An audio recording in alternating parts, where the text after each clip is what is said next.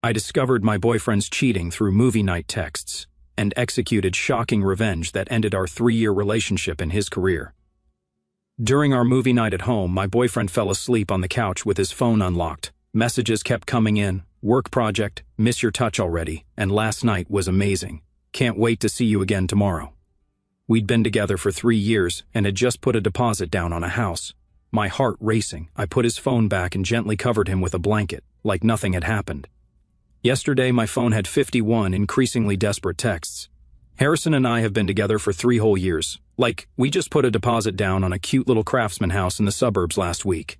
We had names picked out for our future kids. We had a joint Costco membership. Y'all, that's practically marriage in millennial terms, LOL. So basically, Friday nights are always our movie nights. It's been our tradition since like month 2 of dating. We take turns picking the movie, make some fancy popcorn, I'm talking nutritional yeast and everything, and just chill together after a long work week. It's honestly been my favorite part of every week for years now. This past Friday was Harrison's turn to pick, and he chose some boring documentary about cryptocurrency. Edit, not trying to offend any crypto bros out there, just not my thing. About 45 minutes in, I noticed he was completely knocked out on the couch. Not surprising since he claimed he'd been working late all week on some big project at work. I was about to wake him up and suggest we just go to bed when his phone lit up on the coffee table, and then it lit up again, and again. Y'all, his phone was unlocked. The messages were right there on the screen, from someone saved his work project with an emoji. At first, I thought nothing of it. But then I read, "Miss your touch already, and last night was amazing. Can't wait to see you again tomorrow." My heart literally stopped. I couldn't breathe. I felt like someone had punched me directly in the stomach and then threw me off a cliff. 3 years. 3 years, all the plans, all the promises, all the I love yous and you're the one speeches. Were they all lies? I'll admit, I did something I never thought I would do. I picked up his phone and quickly scrolled through the conversation. I know, invasion of privacy and all that, but something in my gut told me I needed to see the truth. And wow, the truth was ugly. This wasn't just some flirty texts. There were plans for hotel meetups, explicit messages, and even photos that I immediately wished I could unsee. Based on the timestamps, this had been going on for at least 2 months.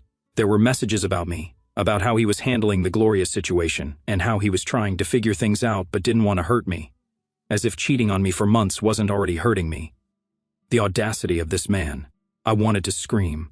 I wanted to throw his phone through the window. I wanted to wake him up and demand answers. But something inside me, something cold and calculating that I didn't even know existed, told me to wait. So I gently placed his phone back exactly where it was. I pulled the throw blanket over him, like a loving girlfriend would, and I went to the bathroom, where I had the quietest panic attack of my life. Edit, just to clarify, I didn't confront him that night. I needed time to process and plan. I spent the rest of the night pretending to sleep while my mind raced with questions. Who was this person? How long had this really been going on? Was this why he'd been working late so often? What about our house? The deposit was most of my savings. The next morning was surreal. Harrison woke up, kissed my forehead, and acted like everything was normal. He even made me breakfast and talked about paint colors for the new house. I've never been an actress, but that day I deserved an Oscar because somehow I smiled and nodded and pretended that my entire world wasn't falling apart. As soon as he left for his Saturday morning gym session, which I now realized was probably meeting up with work project, I called my best friend, Sally. She came over immediately, and we spent the next 3 hours going through every detail I could remember from those messages. Sally suggested we do some digging. Harrison and I share a credit card for household expenses, so we logged into the account online, and there it was. Evidence of dinners at restaurants I'd never been to, Uber rides at odd hours, and even a hotel charge from last weekend when he told me he was on a business trip. I felt physically sick. The more we looked, the more we found. It was like every suspicion I'd ever pushed down over the last few months was being confirmed. The late nights, the sudden work emergencies, the new Dior cologne he started wearing, the password changes on his laptop. It all made sense now. But here's where I need advice, Reddit. I don't want to just confront him and have him gaslight me or minimize what he's done. I don't want to just walk away and let him spin some narrative about how things weren't working out. I want him to truly understand what he's thrown away. I want him to feel the same earth-shattering pain that I'm feeling right now. Sally thinks I should gather more evidence before confronting him. She suggested I pretend everything is normal for a bit longer while I figure out a plan. So, basically, I spent all day yesterday being the perfect girlfriend. I made his favorite dinner, Didn't question when he was texting and smiling at his phone, though now I knew who it was, and even initiated intimacy, which made me feel physically ill afterward, but I had to keep up appearances. This morning I casually mentioned I might have a work trip next weekend, and he immediately perked up. He was trying to hide it, but I could see the wheels turning in his head about having the apartment to himself. It confirmed everything. I'm going to pretend to go on this trip, but actually, I'll be staying at Sally's apartment across town. I have a feeling he's going to invite work project over to our home, and when he does, well, that's when I'll make my move. I'm not typically a vengeful person, y'all, but something inside me has snapped. 3 years of my life, my savings, my trust. I can't just walk away with nothing while he gets to have his cake and eat it too. Edit. To answer some common questions, yes, I've taken screenshots of everything, including the credit card, statements. And no, I won't do anything illegal, LOL. I just want him to feel the consequences of his actions. Edit 2. For those asking about the house deposit, we haven't closed yet. The money is in escrow, and I've already contacted a lawyer about options. Don't worry, I'm protecting myself financially. Edit 3. Several of you in the comments are saying I'm being manipulative by not confronting him directly. Maybe you're right, but after 3 years of building a life with someone who's been living a double life, can you blame me for wanting some closure on my terms? First update. Okay, so first of all, wow, I did not expect my last post to blow up like that. Thank you to everyone who commented with advice and support. Reading your messages has honestly been keeping me sane through this nightmare. Y'all are the real MVPs. It's been exactly 1 week since I discovered Harrison's betrayal, and I have so much to update you on. So, basically, I've been living a double life this past week. On the outside, I'm still Harrison's loving girlfriend who's excited about our new house and future together. But on the inside, I'm basically a private investigator, collecting evidence and planning my exit strategy. As many of you suggested, I met with a financial advisor on Monday, told Harrison I was having lunch with a coworker. The advisor confirmed what many of you said in the comments. I needed to protect myself ASAP since the house deposit came mostly from my savings. She helped me draft a letter to the escrow company. I haven't sent it yet, but it's ready to go when I make my move. I also opened a new bank account at a completely different bank and started moving small amounts of money from our joint savings. Not enough that he'd notice, but enough that I'll have emergency funds when everything goes down. Edit. To the people calling this stealing, it's my money that I earned and deposited.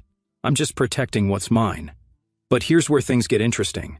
Remember how I mentioned Harrison works at a marketing firm? Well, on Tuesday they had their monthly team happy hour, which partners are always invited to. I usually skip these because they're boring AF, but this time I made sure to attend. Y'all, I met Work Project in person. Her name is Dina, and she's the new creative director who started about 3 months ago.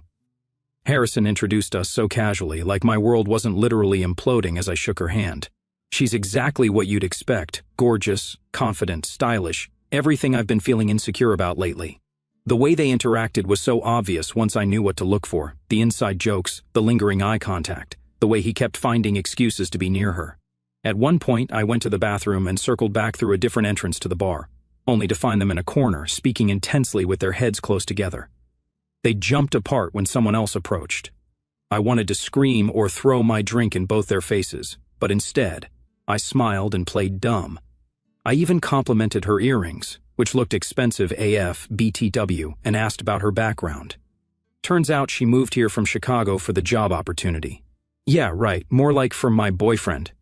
When we were leaving, I overheard her tell him, "Your girlfriend seems so sweet," with this fake sympathetic voice. I literally had to dig my nails into my palms to keep from losing it right there. That night, Harrison was extra affectionate, probably out of guilt. He even suggested we look at furniture for the new house online. The audacity. I sat there picking out couches with him while imagining setting fire to everything he loves.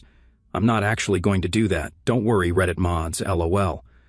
So, Wednesday rolled around, and I decided to take some of your suggestions about tracking his movements. I downloaded our phone carrier's app, which shows the location history for phones on our family plan. Goldmine. Every Tuesday and Thursday when he claimed to be working late, his phone was at an address across town. A quick Google search showed it's an apartment complex. Guess whose name came up when I cross-referenced the address with some social media searches? Dina. He's been going to her apartment twice a week like clockwork. Thursday was the hardest day to maintain my act. I knew exactly where he was going after work, exactly what he was doing, and with whom. He texted that he had to finish some graphics for a presentation and would be late. I responded with a sweet, "No problem, babe, I'll save you some dinner, love you," while literally shaking with rage. While he was gone, I did a deep dive into our finances. We've been together 3 years, but only merged some of our accounts about a year ago when we started seriously saving for a house. I found charges for nice restaurants, wine shops, and even a jewelry store from last month. Jewelry? I've received exactly 0 pieces of jewelry from Harrison in the last 6 months. Edit. Several people asked if the jewelry could have been for me as a surprise. Nope. The date of purchase was the day before Valentine's Day, and he gave me a card for Valentine's Day. Just a card. Now I know where his real gift went. Friday was movie night again. The irony wasn't lost on me that exactly 1 week before, my life had been turned upside down during the same tradition. Harrison picked another documentary, this time about some tech billionaire, equally boring. This time, I watched him instead of the movie, the way he kept checking his phone, the way he angled it away from me when texting. All these behaviors I'd previously ignored now screamed red flags. After he fell asleep, he didn't even make it through the movie, typical. I checked his phone again. The conversation with work project had been deleted, but there was a new chat with DW that was obviously Dina. They were making plans for next weekend when I'm supposedly at my work trip. Which brings me to my current plan. I've told Harrison I'll be leaving Thursday night for a healthcare conference in Denver. I work in office management, so this is plausible. In reality, I'll be at Sally's apartment across town, watching everything unfold via the doorbell camera I secretly installed yesterday while Harrison was at the gym. Based on their texts, Dina will be coming over Friday night to our apartment, probably sleeping in our bed. The thought makes me physically ill, but it will be the final proof I need. While they're playing house, in my absence, I'll be executing the next phase of my plan. 1. Sending the letter to the escrow company about the house deposit. 2. Transferring the remaining money from our joint accounts. 3. Packing up my essential belongings. I've already been slowly moving sentimental items to Sally's. 4. Printing copies of all the evidence I've gathered. And 5. Finally preparing for the confrontation of a lifetime. Several of you suggested some wild revenge scenarios in the comments, and I appreciate the creativity, but I've decided I want something more impactful. I don't just want a momentary gotcha moment. I want Harrison to understand exactly what he's losing, not just me, but our future, his reputation, and his dignity. The hardest part has been pretending everything is normal. This week, we've still been sleeping in the same bed, eating meals together, making plans for the future. Yesterday, he wanted to talk about potentially getting a dog for the new house, and I had to sit there nodding and discussing breeds while knowing there will be no house, no dog, and no future. Sometimes I look at him and still see the man I fell in love with, the man who held my hand through my dad's health scare last year, the man who surprised me with concert tickets for bands I love, the man I thought I'd grow old with. And then I remember the texts, the lies, the betrayal, and I feel nothing but cold determination. Am I doing the right thing, Reddit? He's taken so much from me already, my trust, my plans for the future, my sense of security. I want to take back some power in how this ends. Edit, to address some common questions. Yes, I've been tested for STIs. All clear so far, and yes, I've documented everything for potential legal issues with the house. Edit 2. Several people asked if I've considered that this could all be explained away somehow. Trust me, there is no innocent explanation for the texts I saw and the evidence I've gathered. This isn't a misunderstanding. Second update, y'all. My hands are literally shaking as I type this update. The past 72 hours have been the most emotionally draining of my life, but what went down was so much more satisfying than I could have imagined. I'm still in shock that I actually went through with it. So basically, let me pick up where I left off. Last Thursday, I kissed Harrison goodbye with my overnight bag packed for my conference in Denver. He actually helped carry my bag to the car, told me he'd miss me, and said he'd just be catching up on work while I was gone. The lies this man tells with a straight face. Unbelievable. I drove around the block, waited 20 minutes, then headed straight to Sally's apartment. We'd set up a command center of sorts, snacks for stress eating and enough wine to get through what we knew would be a difficult night. While we waited, I finalized everything, sent a notarized letter to the escrow company withdrawing from the house purchase, transferred my portion of our joint savings to my new account, contacted my doctor to have my medical records transferred to a new practice, changed all my passwords and recovery emails, and removed myself as an authorized user on our credit cards. Around 7:30, the doorbell camera alerted us to movement, and there she was, Dina, looking gorgeous in a dress I could never afford. carrying an overnight bag and a bottle of wine. Harrison greeted her with a kiss that made my stomach turn. They didn't even wait until they were inside to start pawing at each other in the doorway of the home we shared. That's when something inside me just shifted. Sally saw it happen. She said my whole face changed. I wasn't sad anymore. I was done. Okay, so here's where I did something I never thought I would do. I opened the doorbell camera app on my phone and hit record. I captured everything, the kiss, them going inside, even their conversation through the door about how nice it was to finally have the place to themselves. The audio was crystal clear, y'all. Like, you could literally hear Harrison telling Dana how excited he was for a Harrison and Dana weekend without having to worry about Gloria. I saved that recording and then downloaded the Ring app on my laptop so I could continue recording throughout the evening every time they came into view, like when they went out on the balcony with wine glasses or when Harrison ordered food delivery. I captured it all. That night, I did something even bolder. I set up my old phone on our apartment balcony. We're on the second floor, and the balcony wraps around to the bedroom window. I climbed up the fire escape with Sally's brother keeping watch and positioned the phone where it could see into our bedroom, through the gap in the curtains. Harrison never closes properly.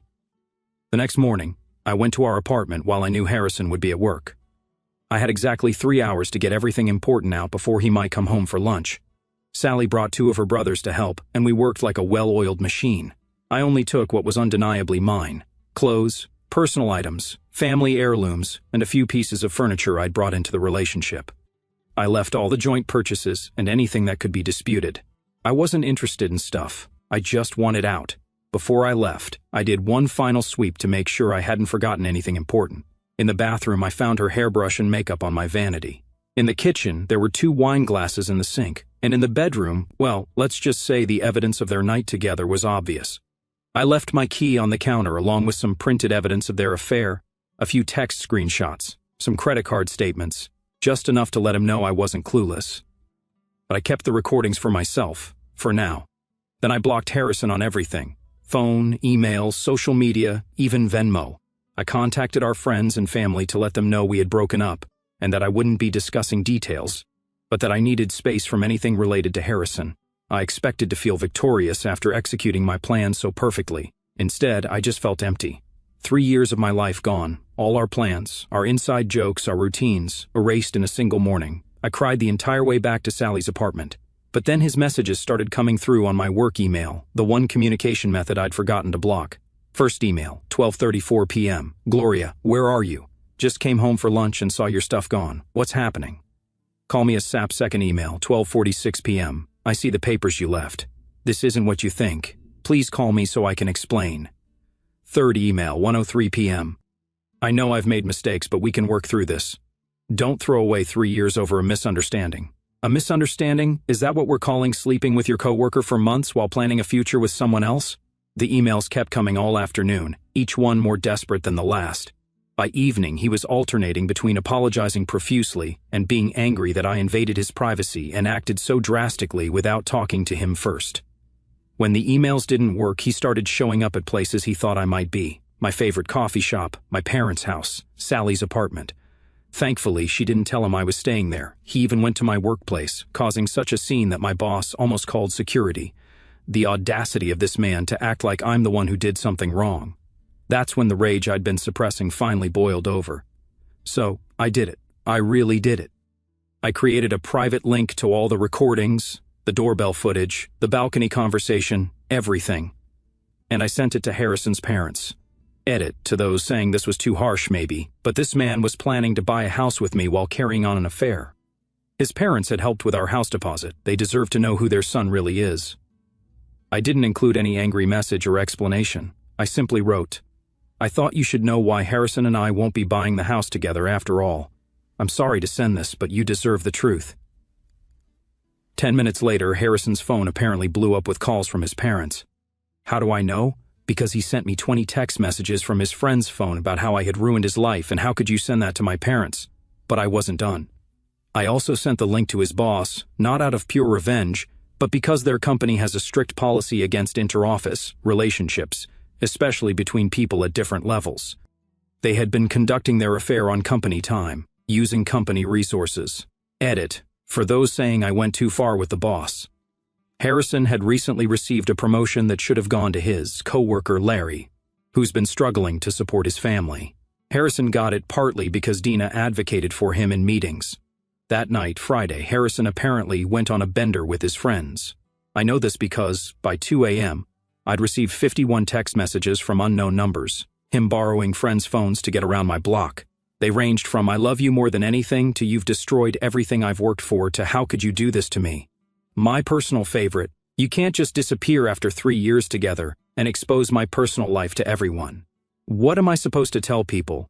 Maybe tell them the truth, that you're a cheating liar who got caught." Saturday morning, Dina herself reached out via Instagram, now also blocked. Her message wasn't apologetic this time. Apparently, she'd been called into an emergency meeting with HR and was facing possible termination. She blamed me for overreacting and not handling this like an adult. By Saturday afternoon, word had spread through our friend group. The reactions have been mixed. Some immediately took my side, disgusted by Harrison's behavior. Others think I went nuclear by involving his workplace and family. A few have tried to remain neutral, saying I should have just walked away quietly. But here's the thing about consequences. Sometimes they need to be public. Harrison wasn't just betraying me in private, he was lying to his parents about the house, manipulating workplace dynamics for his benefit, and planning to continue his double life indefinitely. Why should I be the only one bearing the pain of his choices? Saturday evening, Harrison's mother called me. How did I forget to block her number? To my shock, she wasn't angry at me at all. She was devastated about what her son had done and thanked me for showing her the truth, painful as it was. She apologized for raising such a dishonest man and said their family would be having some serious conversations with Harrison. After that call, I turned off my phone completely for 24 hours. I needed a break from the drama, from the emotions, from the constant reminders of what I'd lost. When I turned it back on this morning, there were more messages, more missed calls, more people wanting a piece of me and my story. So, where am I now? Still at Sally's, still processing, still alternating between confidence in my decision and moments of wondering if I went too far. The apartment manager has confirmed Harrison is clearing out his stuff today, so I can return there soon if I want to. But I'm not sure I do want to.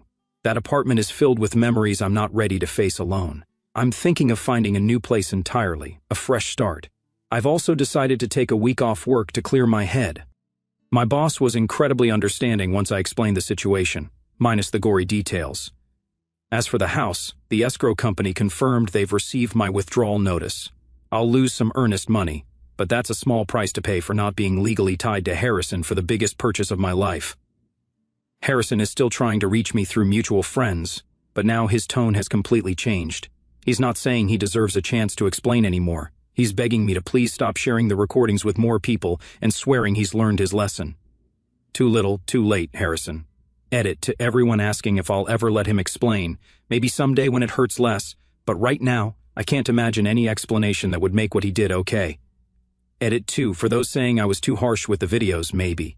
But after being lied to for months while planning a future together, I needed him to face real consequences, not just a sad breakup he could spin however he wanted. Edit 3. Several people have asked for the recordings. Absolutely not. I didn't create them for entertainment or to completely destroy Harrison's life. I shared them selectively, with people who needed to know the truth. I'm not looking to humiliate him publicly beyond that. Tomorrow, I meet with a therapist, thanks to those who suggested this in the comments. Last update, so basically the last time I updated, I had just executed what many of you called nuclear revenge on Harrison, recording him and Dina via the doorbell camera, catching their intimate moments, sending the evidence to his parents and his boss, and basically exposing his double life to everyone who mattered. I'd moved out, blocked him everywhere, and was hiding out at Sally's apartment, processing the aftermath of my own actions. A lot of you wanted to know if I ever confronted him face to face after all that. And the answer is yes, but not how or when I expected to. About a week after I sent those recordings, I was having coffee at this little cafe across town, specifically chosen because Harrison would never go there, too hipster for him, lol. I was journaling, something my therapist suggested, when I heard someone say my name. I looked up, and there he was, Harrison, looking like absolute hell. Unshaven, dark circles, wrinkled clothes. He'd clearly lost weight, and his eyes had this haunted look I'd never seen before. For a split second, I felt this surge of satisfaction seeing him so wrecked. Then it was replaced by pure anxiety because I was not ready for this confrontation. He asked if he could sit down. My first instinct was to say no and leave, but something in me needed closure, so I nodded. What followed was the most honest conversation we'd had in months, maybe ever. I just listened as he tried to explain himself. The affair with Dina had started as flirting at work, then drinks after late meetings, and eventually, well, you know. He claimed he never meant for it to happen, classic, that he had been stressed about the house purchase, oh please, that he still loved me but had gotten caught up in the excitement, gag me. But then he addressed what I'd done, sending the recordings to his parents and boss. To my surprise, he didn't seem angry about it anymore. He said, after the initial shock and humiliation, he realized it was exactly what he deserved. His parents had apparently given him the disappointment talk of a lifetime. They'd made him pay back their portion of the house deposit and told him he needed to grow up and face consequences. At work, he'd been put on probation and removed from Dina's department. Larry, the coworker who should have gotten Harrison's promotion, was now being considered for advancement instead. When he finished talking, I asked just one question. If I hadn't found out, and if I hadn't exposed everything, how long would you have continued lying to my face every day? He couldn't answer, and that told me everything. I told him, calmly, that while I appreciated his honesty now, it was too late. That he hadn't just cheated, he had stolen my time, my trust, and my sense of reality.